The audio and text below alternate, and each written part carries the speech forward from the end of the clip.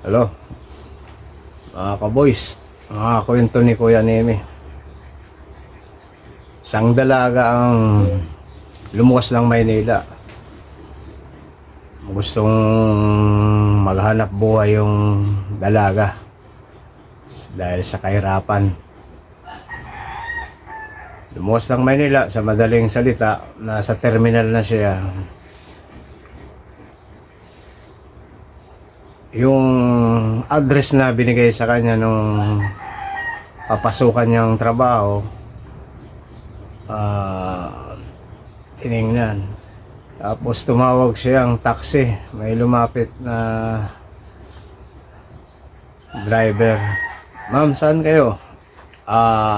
Sir, pakihatid nyo dito sa address na ito. Ganun ba? Tiningnan nung taxi driver. Sa Caloocan to. Ito na.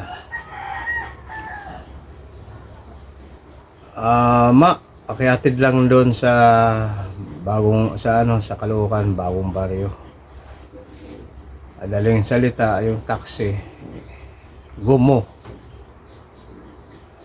Tumatakbo na. Habang tumatakbo, nag-uusap yung dalawa. Mama, magkano ba ang babayaran ko sa taxi mo? Ito palang taxi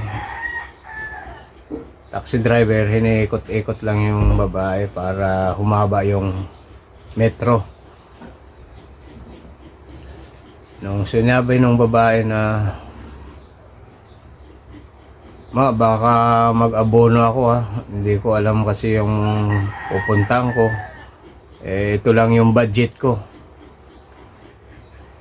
500 lang yung dala nung babae. Alam mo, ginawa nung taxi driver, inikot-ikot. Hanggang 1,000 hindi pa makarating doon sa location ng pupunta ng babae. Ngayon, ang magbabayaran na nung babae,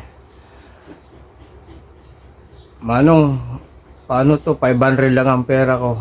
Sabi nung taxi driver, ay, Miss, hindi pwede yun na 500 babayaran. 1,000 may ang babayaran mo sa akin. Paano po yan? Kuya, wala akong pambayad sa'yo. Sabi ng taxi driver, ay hindi, dadaling kita sa presento. Yung babae, ayaw na ng gulo kasi maisipin mo, mapupunta pa ng presento, malalaman pang ng pamilya na kulang yung pamasahe. Ang ginawa nung taxi driver, ay bayaran nyo po kasi hindi pwede yun na yan ho ang metro natin. Paano po yan, wala akong pambayad. Yung driver maano rin kung gusto nyo,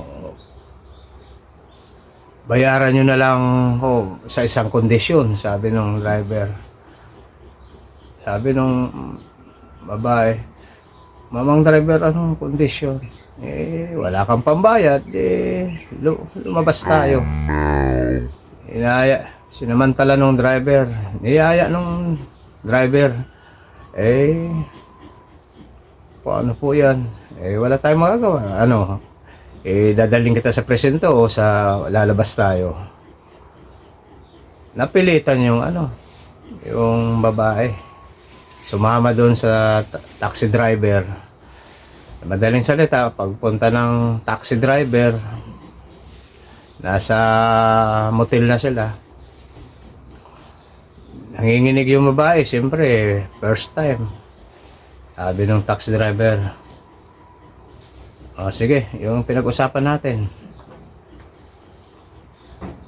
Ito na, mali, sabi nung diyan ka lang naligo na yung taxi driver, yun ang kabayaran sa usapan nila.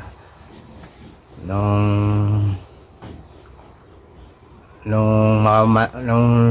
tapos na maligo yung taxi driver, sabi, oh, miss, maligo ka na rin para maumpisa na natin. Nanginginig yung babae, kawawa, kasi first time niyang ganun mangyayari. Mangiyak-ngiyak. Inisip nung, tapos pumasok ng banyo yung babae, yung taxi driver. Sabi niya, jackpot. First time to, sabi nung taxi driver. Buta pa, natapos na yung babaeng naligo. Nakaano na rin. Yan. O, paano yan? Yung babae naman, nginig-nginig. Ganyan talaga ang buhay, sabi ng taxi driver. Ang ginawa ng taxi driver, sige na, umpisa na natin. Alam mo, yung babae, tinanggal yung saplot ng taxi driver. Eh, kitang-kita yung ng taxi driver, yung ari. Inawakan ng babae. 2 kamay pang hawak. Sabi ng taxi driver, uy, nagulat yung taxi driver, uy, sanay pala tong babae. Sabi niya, sanay pala to. Hinawakan 2. Ginawa nung babae, Nay, sunduin niyo na ako dito.